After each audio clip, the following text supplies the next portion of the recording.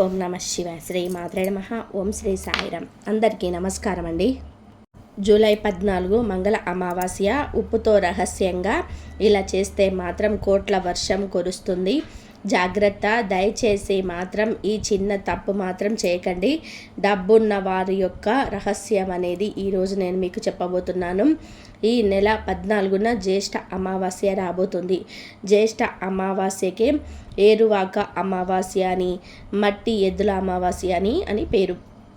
పైగా ఈ అమావాస్య మంగళవారంతో కలిసి వస్తుంది కనుక దీనినే మంగళ అమావాస్య అని కూడా అంటారు. ఈ మంగళ అమావాస్య అనేది చాలా పవర్ఫుల్ కనుక ఈరోజు ఉప్పుతో ఇలా చేస్తే చాలు, మీకు ధనవర్షం అనేది కురవడంతో పాటు ఎన్ని కోట్లు అప్పు ఉన్నా సరే తీరిపోతుంది. అలాగే మీరే ఇతరులకి డబ్బు ఇచ్చే స్టేజ్కి వెళ్తారు. ఎందుకంటే ఈ సృష్టిలోనే ప్రతి మనిషి మనస్ఫూర్తిగా కోరుకునేది ప్రశాంతమైన జీవితం, తన అవసరాలకు కావలసినటువంటి ధనం, అలాగే ఎలాంటి అనారోగ్య సమస్యలు లేని ఆనందకరమైనటువంటి కుటుంబ వాతావరణం. కానీ ఆధునిక రోజులలో చాలామందిని తీవ్రంగా వేధిస్తున్నటువంటి అతిపెద్ద సమస్య డబ్బు లేకపోవడం, పైగా అప్పుల సమస్య. ఈ అమావాస్య శాస్త్రాల ప్రకారం చాలా పవర్ఫుల్ అయినటువంటిది. ఈ అమావాస్య రోజు రాత్రి మీ ఇంట్లో ఉప్పుతో ఒక చిన్న పరిహారం చేస్తే చాలు, మీకు కోట్ల ధనం కలిసి రావడంతో పాటుగా మీకు కోట్లు అప్పు ఉన్నా సరే అది ఇట్టే తీరిపోతుంది. అప్పులు తీరిపోవడం మాత్రమే కాకుండా భవిష్యత్తులో మీరు ఇంకొకరికి అప్పులు ఇచ్చే స్టేజ్కి వెళ్ళిపోతారు, కోట్లు సంపాదించే స్టేజ్కి వెళ్తారు అనడంలోనే ఎలాంటి సందేహం అనేది అనుమానం అనేది లేదు. అంటే మనకి కూటికి లేని వాళ్ళు కూడా కోటేశ్వరుడుగా మారే అవకాశాలు వస్తాయి. కేవలం కొన్ని నిమిషాల్లోనే మీ దరిద్రాలన్నీ దూరం అయిపోయి వద్దన్న ధనం మీ వైపుకు దూసుకు వచ్చే మార్గాలు అనేటివి తెరుచుకుంటాయి. అద్భుతమైనటువంటి ఆశ్చర్యకరమైనటువంటి ఫలితాలను మీ కళ్ళతో మీరే చూస్తారు. సకల దరిద్రాలను పీడలను ప్రాలదోలి సిరి సంపదలను ఆకర్షించే అనంతమైనటువంటి శక్తి ఈ అమావాస్య రోజు చేసే ఈ రాళ్ళ ఉప్పు పరిహారానికి ఉంది. మరింతకీ ఈ అమావాస్య రోజు ఉప్పుతో ఏం చేస్తే ధనం కలిసి వస్తుంది, అప్పుల బాధలు తీరిపోతాయి, అసలు ఆ పరిహారం ఎలా చేయాలి అనే విషయాలను ఈ వీడియోలో నేను పూర్తిగా మీకు వివరించి చెప్తానండి. వీడియోలోకి వెళ్ళే ముందు ఈ వీడియోకి ఒక లైక్ ఇచ్చి సపోర్ట్ చేయండి. కింద కామెంట్ సెక్షన్లో ప్రతి ఒక్కరు కూడా శ్రీ మహాలక్ష్మీదేవి నమః అని చెప్పి కామెంట్ చేయండి. ఉప్పుతో ఈ పరిహారం ఎందుకు చేయాలి అంటే కనుక ఉప్పు అనేది కేవలం మన వంటగదిలో ఉండి కూరలకు రుచినిచ్చే ఒక సాధారణమైన వస్తువు మాత్రమే కాదు, అద్భుతమైన ఆధ్యాత్మిక విశిష్టతలున్నాయి. పురాణాల ప్రకారం దేవతలు మరియు రాక్షసులు క్షీరసాగర మదనం అంటే సముద్ర మదనం చేస్తున్న సమయంలో జగన్మాత అయిన శ్రీ మహాలక్ష్మీదేవి ఆ సముద్రం నుంచే ఉద్భవించింది. అదే సముద్రం నుంచి పుట్టిన ఈ కళ్ళ ఉప్పును లక్ష్మీదేవికి స్వయాన సోదరుడిగా, సాక్షాత్తు లక్ష్మీ స్వరూపంగా మన పెద్దలు చెప్తారనమాట. గురు ప్రవేశం చేసినప్పుడు ముందుగా పాలు ఉప్పును ఇంట్లోకి తీసుకువెళ్ళడం మనకు వెనకటి నుంచి వస్తున్నటువంటి ప్రాచీన సాంప్రదాయం. ఉప్పున్న చోట సాక్షాత్తు లక్ష్మీదేవి కొలువై ఉంటుంది అని శాస్త్రాలు ఘోషిస్తున్నాయి. ఉప్పుకున్న అతిపెద్ద అద్భుతమైనటువంటి శక్తి ఏమిటంటే అది తన చుట్టూ ఉన్నటువంటి వాతావరణాన్ని, ప్రతికూల శక్తిని అంటే నెగిటివ్ ఎనర్జీని పూర్తిగా తనలోకి ఒక స్పాంజి లాగా లాగేసుకుంటుంది. మన కష్టాలను, బాధలను, అనారోగ్య సమస్యలను, మన మీద పడి ఏడ్చే వారి యొక్క నరఘోషను, ఎవరైతే మనల్ని చూసి ఏడ్చే ఏడుపును ప్రాలదోలడంలోనే ఉప్పుకు మించిన అద్భుతమైన వస్తువు ఈ సృష్టిలో మరొకటి లేదు. ఆర్థికపరమైన ఆటంకాలు, అప్పుల బాధలు, డబ్బు ఎంత సంపాదించినా ఇంట్లో నిలవకపోవడం, అనవసరమైన ఖర్చులు రావడం, వ్యాపారంలో ఊహించని నష్టాలు రావడం, అన్ని సమస్యలకు ఇంట్లో అదృశ్య రూపంలోనే పేరుకుపోయినటువంటి నెగిటివ్ ఎనర్జీయే ముఖ్య కారణం. ఈ నెగిటివ్ ఎనర్జీని పీల్చుకొని ఇంట్లోకి పాజిటివ్ ఎనర్జీని, లక్ష్మీదేవిని ఆశీస్సులను ఆకర్షించే అద్భుతమైనటువంటి అయస్కాంతము ఉప్పు పనిచేస్తుంది. వాస్తుశాస్త్రం మరియు మనకు ఉప్పుకు పెద్ద పీట వేస్తారు. రోజు స్నానం చేసే నీటిలో చిటికెడు కల్లుప్పు వేసుకొని గనక స్నానం చేస్తే శారీరకమైనటువంటి మానసికమైనటువంటి అలసటలు తొలగిపోయి మీ చుట్టూ ఉన్న ఆరా క్లీన్ అవుతుంది. అలాగే ఇంటిని తుడిచే నీటిలోని కూడా కొంచెం ఉప్పు వేసి గనక తుడిస్తే వాస్తు దోషాలు దుష్ట శక్తులు పారిపోతాయన్నమాట. ముఖ్యంగా ఈ అమావాస్య రోజు ఇంటిని ఉప్పు నీటితో తుడుచుకుంటే చాలా మంచిది. ఇంట్లో దరిద్రం పోతుంది. ఎవరింట్లో అయితే ఎప్పుడు ఉప్పు డబ్బా ఖాళీ కాకుండా నిండుగా ఉంటుందో ఆ ఇల్లు ఎప్పుడు కూడా సిరి సంపదలతోని అష్టైశ్వర్యాలతోటి తులతూరుగుతుంది. అసలు ఈ రోజుల్లో అప్పుల బాధలు మనిషిని ప్రశాంతంగా బతకనివ్వకుండా చేస్తున్నాయి. ప్రతి మనిషి జీవితంలోనే ఏదో ఒక దశలోనే ఆర్థికపరమైనటువంటి ఇబ్బందులను ఎదుర్కోవడం, అప్పులు చేయడం సర్వసాధారణమే. అయితే మన అత్యవసరాల కోసం చేసిన అప్పులు తీర్చలేని పరిస్థితికి చేరినప్పుడు అది మన మానసిక ప్రశాంతతను పూర్తిగా నాశనం చేస్తుంది. కొంతమంది వేలలో అప్పు చేస్తారు, కొంతమంది అయితే లక్షల్లో అప్పు చేస్తారు, మరికొంతమంది కోట్లలో అప్పు చేస్తారు. ఎంత చేసినా అప్పు అప్పే కదా. అప్పులో ఊబిలో కూరుకుపోయిన వ్యక్తికి రాత్రిపూట నిద్ర కరువవుతుంది. ఫోన్ రింగ్ అయితే అప్పుల వాడేమో అని చెప్పేసి గుండెల్లో దడ మొదలవుతుంది. ఎవరైనా ఇంటి తలుపు తడితే భయంతో వణికిపోయేంత పరిస్థితి వస్తుంది. ఎంత కష్టపడి రాత్రి పగలు రక్తాన్ని చెమటగా మార్చి సంపాదించిన ఆ వచ్చిన డబ్బు వడ్డీలు చక్రవడ్డీలు కట్టడానికే సరిపోతూ అసలు మొత్తం ఏళ్ల తరబడి అలాగే ఉండిపోవడంతో ఎంతో మందిని వేధిస్తున్నటువంటి అతి పెద్ద సమస్య అప్పుల సమస్య. ఇది కేవలం ఆర్థిక సమస్య మాత్రమే కాదు, కుటుంబంలోని లేనిపోని కలహాలకు, భార్యాభర్తల మధ్య గొడవలకి కూడా కారణమవుతుంది. పిల్లల చదువులకు వారికి కావలసినటువంటి కొనివ్వలేక వారి భవిష్యత్తును ప్రశ్నార్థకంగా మారుస్తుంది. సమాజంలో ఒకప్పుడు ఎంతో గౌరవంగా దర్జాగా తలెత్తుకొని బ్రతికిన వారు సైతం అప్పుల పాలైతే నలుగురిలోకి వెళ్ళాలంటే తల దించుకొని తిరగాల్సినటువంటి దీన స్థితి ఏర్పడుతుంది. ఆత్మవిశ్వాసం పూర్తిగా సన్నగిల్లిపోయి నిరాశ నిస్పృహలోకి జారుకుంటారు. బంధువులు స్నేహితులు కూడా అప్పు అడుగుతారేమో అన్నటువంటి దూరంగా పెట్టేస్తారనమాట. కొన్నిసార్లు మనం ఎవరికైనా సహాయం చేయాలనే మంచి ఉద్దేశంతో మన చేతిలో డబ్బు లేకపోయినా సరే వేరే వారి దగ్గరికి వెళ్ళి అప్పు చేసి మరీ ఇస్తాము. కానీ వారు తిరగకపోవడం వల్ల వారి పాపానికి మనం బలవుతాం. చివరికి మనమే లక్షల కోట్ల అప్పుల పాలైపోతాం. ఒక అప్పు తీర్చడానికి మరొక అప్పు చేయడం, క్రెడిట్ కార్డులు వాడడం, మొబైల్ యాప్లు లోన్లు తీసుకోవడం, ఆ వడ్డీలు కట్టలేక ఇంకొక చోట చేయి చాచడం, ఇలా ఒక భయంకరమైనటువంటి విషయ వలయంగా మారిపోయి మనిషిని బతుకుండగానే నరకం అనేది అనుభవించేలా చేస్తుంది. ఇలాంటి భయంకరమైనటువంటి అప్పుల బాధ నుంచి, ఆర్థిక ఇబ్బందుల నుంచి మిమ్మల్ని మీరు కాపాడుకోవడానికి ఈ అమావాస్య రోజు చేసే ఉప్పు పరిహారం ఎంతగానో ఉపయోగపడుతుంది. అలాగే మీ యొక్క జీవితంలో డబ్బు ధన ప్రవాహం అనేది కోట్ల వర్షం కురవడానికి కూడా ఉపయోగపడుతుంది. అమావాస్య అనగానే చీకటి అని చెప్పి చాలామంది భయపడిపోతారు. కానీ తాంత్రిక జ్యోతిష శాస్త్రాల ప్రకారం చెడును, దరిద్రాన్ని, కంటి దోషాలను పూర్తిగా నిర్మూలించడానికి అమావాస్య తిథి అత్యంత శక్తివంతమైనది. అందులోనూ ఈ అమావాస్యకు అద్భుతమైన విశ్వ ఆకర్షణ శక్తి ఉంటుంది. ఈరోజు ఉప్పు పరిహారం చేస్తే మీ చుట్టూ ఉన్న ఎంతటి భయంకరమైన నెగిటివ్ ఎనర్జీ అయినా సరే నాశనం అయిపోయి తప్పకుండా 100% మంచి ఫలితం మీద వస్తుంది. అమావాస్య రోజు కుదిరితే మీరు ఖచ్చితంగా ఒక కల్లుప్పుతో ఒక కొత్త ప్యాకెట్ను తీసుకొచ్చుకోండి. ఇలా అమావాస్య పర్వదినం రోజున ఉప్పును ఇంటికి తెచ్చుకోవడం వలన ఆ ఉప్పు వెనకాలనే ఐశ్వర్యం కూడా నడుచుకుంటూ మీ ఇంటికి వస్తుంది. అలాగా కొత్తగా తెచ్చుకున్నటువంటి ఉప్పుతో ఈ పరిహారం చేసుకోండి. ఒకవేళ కొత్తది కుదరకపోతే ఇంట్లో ఆల్రెడీ ఉన్న ఉప్పుతో గనో ఈ పరిహారం అనేది చేసుకోవచ్చు అనమాట. ఈ పరిహారాన్ని అమావాస్య రోజు రాత్రి సమయంలో, అంటే రాత్రి 7 గంటల నుండి 12 గంటల మధ్యలో ప్రశాంతంగా ఉన్న సమయంలో ఏకాగ్రతతోటి చేయాలన్నమాట. అప్పుడే ఈ తాంత్రిక పరిహారానికి పూర్తి స్థాయి ఫలితం అనేది వస్తుంది. రాత్రి సమయంలోనే మీరు ఒక గాజు బౌల్ కానీ లేదా ఒక మట్టి బౌల్ కానీ తీసుకోండి. మీరు తీసుకున్న తర్వాత దాంట్లోనే మీ యొక్క కుడి చేతితో కల్లుప్పును నిండుగా పోయండి. తర్వాత మీరు అందులోనే దాల్చిన చెక్క ముక్కలను వేయండి. దాల్చిన చెక్క ముక్కలను మీరు లెక్క పెట్టుకొని ఒక 7 వేస్తే మీకు చాలా మంచిది.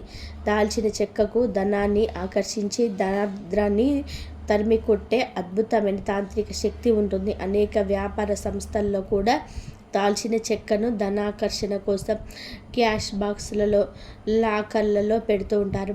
ఈ 7 దాల్చిన చెక్క ముక్కలను చక్కగా బౌల్లో వేసేయండి. తర్వాత మీరు ఏం చేయాలి అంటే ఈ 7 యాలకులను కూడా తీసుకొని వాటిని కూడా ఆ దాల్చిన చెక్క ముక్కల మధ్య పక్కన పెట్టేసేయండి. యాలకులు అంటే లక్ష్మీదేవికి ఎంతో ప్రీతి. ఇవి మీ ధన సమస్యలను తొలగించి జీవితాన్ని ఆనందమయంగా మార్చేస్తాయి గనక యాలకులను పెట్టి తర్వాత ఒక 7 లవంగాలను కూడా పెట్టండి. తర్వాత పసుపు కుంకుమ అనేది కొంచెం వేయండి. ఈ పరిహారానికి దైవిక శక్తి అనేది వస్తుంది. చెడును ప్రాలదోలే శక్తి అనేది రెట్టింపు అవుతుంది. చెడును ప్రాలదోలడం అంటే నెగిటివిటీని పూర్తిగా తీసేయడం అన్నమాట. తర్వాత వచ్చేసి మీరు ఈ పరిహారంలోని చక్కగా ఒక తమలపాకును పెట్టండి. తమలపాకు అద్భుతంగా ధనాన్ని తన వైపుకు ఆకర్షించుకుంటుందన్నమాట. ఒక తమలపాకును తీసుకొని పసుపు కుంకుమ చల్లిన ఆ ఉప్పు మధ్యలోనే ఉంచండి. తమలపాకు పెట్టిన తర్వాత దాని మీద ఒక కర్పూరపు బిళ్ళను పెట్టండి. తర్వాత ఈ ఉప్పు బౌల్ని మీ 2 చేతులతో పట్టుకొని ఒకసారి మీ ఇల్లంతా కూడా నెమ్మదిగా కూడా తిప్పండి. మీ ఇంట్లో ఉండే బెడ్రూమ్ కానివ్వండి, కిచెన్ కానివ్వండి, హాల్ కానివ్వండి, లివింగ్ రూమ్ కానీ, బాత్రూమ్ తప్ప మీకు ఎన్ని గదులు ఉన్నాయో అన్ని గదుల్లోనే చక్కగా పట్టుకొని ఇల్లంతా కూడా తిప్పండి. ఇలా చేయడం వలన ఇంట్లో ఎక్కడైతే నెగిటివ్ ఎనర్జీ, దరిద్రం, కంటి దోషాలు, నరఘోష, వాస్తు దోషాలు దాగి ఉన్నాయో వాటన్నిటినీ ఈ ఉప్పు అనేది తనలోకి పూర్తిగా లాక్కొని ఉంటుందన్నమాట. పవర్ఫుల్ వాక్యూమ్ క్లీనర్ లాగా లాగేసుకుంటుంది. ఆఖరికి ఈ బౌల్ని జాగ్రత్తగా తీసుకొని వెళ్ళి మీ పూజ గదిలోనే దేవుడి ఫోటో ముందు పెట్టి ఇప్పుడేం చేస్తారు అంటే కనుక ఆ కర్పూరపు బిళ్ళ ఏదైతే ఉంటుందో ఆ కర్పూరపు బిళ్ళను వెలిగించండి. ఈ సమయంలో మీ 2 చేతులను జోడించి దేవుడితో మీ కోరికలను, మీ బాధలను, మీ యొక్క అప్పుల కష్టాలను మనస్ఫూర్తిగా చెప్పుకోండి. స్వామి, మాకు డబ్బు బాగా రావాలి, ధనం బాగా మా దగ్గర నిలకడగా ఉండాలి, అప్పుల సమస్యలన్నీ మాకు తొలగిపోవాలి. మేము ఎంతో కష్టపడుతూ వచ్చాము, వడ్డీలు అసలు కడుతూ ఎంతో వేదన అనుభవించాము, ఇంట్లో ప్రశాంతత కరువైంది. ఇకనైనా కానీ మాకు ధనం వచ్చి అప్పులు పూర్తిగా తీరిపోయి కష్టాల నుంచి మేము బయటపడి ఆనందంగా ఎలాంటి ధన సమస్యలు లేకుండా కోట్లు సంపాదించే స్టేజ్కి వెళ్ళేలాగా, మాకు కూడా ధనం ప్రాప్తించేలాగా, మా వ్యాపారాలు వృద్ధి చెందేలాగా, ఆరోగ్యం సిరి సంపదలతో జీవించేలాగా దయచూపు తండ్రి, మాకు డబ్బు వచ్చే మార్గాన్ని చూపించు అని చెప్పి ఎంతో ఆర్తికతోటి ప్రార్థించండి. మీ కష్టాలన్నింటినీ కూడా తరుచుకొని ఏడవండి. కర్పూరం పూర్తిగా ఆరిపోయేంత వరకు మీ కోరికను బలంగా చెప్పిస్తూనే ఉండండి. ఆ తర్వాత బౌల్ని అక్కడే వదిలేసి మీ పనుల్లో మీరు చూసుకోండి. పదే పదే కదలపకూడదు. ఈ పరిహారంతో పాటుగా మనం నిత్య జీవితంలోనే ఉప్పు విషయంలో కొంచెం జాగ్రత్త కూడా పాటించాలి. ఉప్పు లక్ష్మీదేవికి ప్రతీక కాబట్టి దానిని నేలపైన చల్లడం, కాళ్ళతో తొక్కడం లేదా చీపిరితో ఊడవడం లాంటివి చేయకూడదు. ఇది మహాపాప అనమాట. పొరపాటున కూడా ఉప్పు వేసే డబ్బాను మీ చేతులతో ఇంకొకరికి నేరుగా ఇవ్వకూడదు. అలా చేస్తే వారు నెగిటివ్ ఎనర్జీ మీకు వచ్చేస్తుంది లేదా మీ ఇరువురి మధ్య భయంకరమైన గొడవలు జరుగుతాయి. ఉప్పు డబ్బాను కింద లేదా బల్ల మీద పెట్టేసి వారిని తీసుకోమని చెప్పాలి. అలాగే వంట చేసేటప్పుడు ఉప్పును కింద పడకుండా, స్టవ్ మీద పడకుండా జాగ్రత్తగా కూరగిన్నెలో పడేలాగా వాడుకోవాలి. వారానికి ఒక్కసారి అయినా సరే మీరు వాడే ఉప్పు డబ్బాను కొద్దిసేపు సూర్యరశ్మి తగిలేలాగా ఆరుబయట పెడితే అందులో పేరుకుపోయిన నెగిటివ్ ఎనర్జీ అంతా కూడా నశించిపోయి వంట రుచితో పాటుగా ఇంట్లో పాజిటివిటీ అనేది విపరీతంగా పెరుగుతుంది. ఉప్పు డబ్బాను, పసుపు డబ్బాను ఎప్పుడు కూడా పక్కన అస్సలు పెట్టకూడదండి. అలాగే రాత్రి సమయాల్లో సూర్యాస్తమయ సమయం తర్వాత ఎవరికైనా ఉప్పును అప్పుగా ఇవ్వడం లేదా ఇతరుల నుండి మీరు అప్పుగా తీసుకోవడం అస్సలు చేయరాదు. మీ ఇంటి లక్ష్మిని వేరే వాళ్ళకి ఇచ్చేసినట్టే మీరు కనుక ఇలా చేస్తే. ఇక ఉప్పు నిల్వ చేసే డబ్బా విషయానికి వస్తే పగిలిన డబ్బాల్లోని లేదా ఇత్తడి, రాగి, ఇనుము పాత్రలో ఉప్పుని ఎప్పుడు కూడా నిల్వ చేయకూడదు. ఉప్పు కోసం గాజు లేదా మట్టి లేదా ప్లాస్టిక్ డబ్బాలో మాత్రమే వాడడం ఎంతో శ్రేయస్కరం. ఉప్పు డబ్బాని ఎప్పుడు పూర్తిగా ఖాళీగానే ఉంచకూడదు. అందులో కనీసం సగం ఉప్పు ఎప్పుడు ఉండనియాలి. వంట చేసేటప్పుడు ఎంగిలి చేతులతో లేదా అంటే ఎలా పడితే అలా ఏ చేతిలో పడితే ఆ చేతులతో ఉప్పు డబ్బాను తాకకూడదు. ఉప్పు డబ్బాలోనే ఎప్పుడు కూడా తడి చేతులు లేదా తడి గరిటెలు పెట్టకూడదు. ఉప్పు డబ్బాని ఎప్పుడు కాళ్ళతో తన్నకూడదు లేదా కాళ్ళు ఉప్పు డబ్బాకి తగలకూడదు. ఇక పూజా గదిలో దేవుడి దగ్గర పెట్టిన ఆ ఉప్పు బౌల్ని మీరు సరిగ్గా 48 గంటల తర్వాత అంటే 2 రోజుల తర్వాత ఎవరికి కూడా తెలియకుండా తీసేయండి. ఇందాక మీరు ఏదో కర్పూరం బిళ్ళ వెలిగించారో అది మీరు అంటే 48 గంటల తర్వాత అంటే 2 రోజుల తర్వాత అమావాస్య వెళ్ళిన తర్వాత 2 రోజుల తర్వాత ఎవరికి తెలియకుండా తీసేయాలి. ఆ బౌల్లో ఉప్పుని ఆ యొక్క దాల్చిన చెక్క ముక్కలని, యాలక్కలను, తమలపాకులని, ఇంకా పసుపు, కుంకుమని, లవంగాలని ఇవన్నిటినీ కూడా ఒక కవర్లో లేదా కాగితంలో వేసి గట్టిగా మూట కట్టండి. ఆ మూటను తీసుకొని వెళ్ళి ఎవరు తొక్కని ప్రదేశంలో అంటే మీ ఇంటికి దూరంగా ఉన్న ఏదైనా పెద్ద చెట్టు మొదట్లో మట్టి తీసి పాతి పెట్టడంలో లేదా ఎవరు చూడని సమయంలో పారే నీటిలో లేదా కాలువలో లేదా నదిలో వదిలేయడం ఇలా చేయడం వలన దరిద్రం అనేది పూర్తిగా తొలగిపోతుంది. నెగిటివ్ పోతుంది. మీకు 100 కోట్లు అప్పు ఉన్నా కానీ అప్పుల బాధలు పూర్తిగా తీరిపోయి ఇంట్లో ఉన్న చెడు గాలి అంతా కూడా ఆ ఉప్పుతో పాటే శాశ్వతంగా మీ ఇంటి నుండి బయటకు వెళ్ళిపోతాయి. కనుక ఈ అద్భుతమైనటువంటి అమావాస్య ఉప్పు పరిహారాన్ని పూర్తిగా నమ్మకంతో స్వచ్ఛమైన భక్తితోటి చేసి చూడండి. దైవానుగ్రహం మీకు కష్టం కలగాల్సి తప్పకుండా మీరు ఎదుర్కొన్నటువంటి ఆర్థిక సమస్యలు, అనారోగ్య సమస్యలు అన్నీ కూడా మనకి ఒక కరిగిన మంచులాగా కరిగిపోతాయన్నమాట. అంటే ఎండకు కరిగిన మంచులా కరిగిపోతాయి. అప్పుల ఊబి నుండి బయటపడి మీకు 5 కోట్లు ఉన్నా కానీ ఆ అప్పులన్నీ కూడా తీరిపోయి కోటేశ్వరులయ్యే అద్భుతమైన మార్గాలు అనేటివి మీకు తారసపడతాయి. మీ జీవితం సకల ఐశ్వర్యాలతోటి, ఆరోగ్యాలతోటి, అష్టైశ్వర్యాలతోటి వర్ధిల్లుతుంది. కనుక తప్పనిసరిగా ఈ అమావాస్య రోజు ఉప్పుతో ఈ పరిహారం చేసి మీ అప్పుల బాధలన్నీ తొలగించి ధనవంతులుగా మారి శుభ ఫలితాలను పొందండి.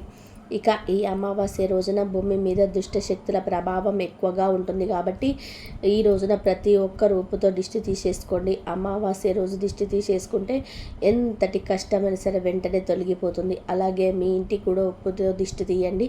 మీ ఇంటికి పట్టిన నరపీడ, దరిద్ర బాధలన్నీ కూడా పూర్తిగా తొలగిపోతాయి. మీ ఇంటికి మంచి రోజులు అనేటివి ప్రారంభమవుతాయి.